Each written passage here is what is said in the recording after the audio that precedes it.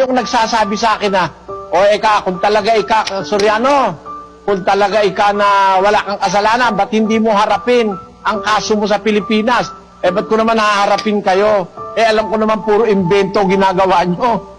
Puro imbento yung kaso nyo. Pero may panahon din kayo, umiwas lang ako sa pagdanak ng dugo dahil nilulusob na tayo dyan, Radmel, Mga NBI pa ang kasama ng mga iglesia ni Manalo. At madaling araw lumulusob dyan.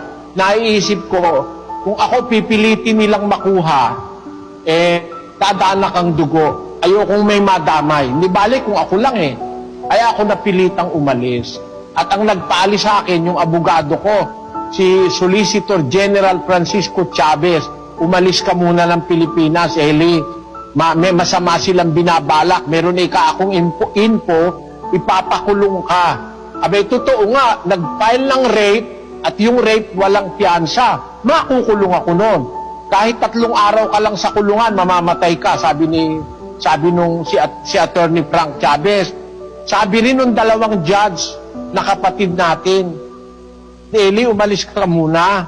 Sabi, kasi pagka ikaw nilagay ka sa kulungan, magpaparayot sila, 50,000 lang.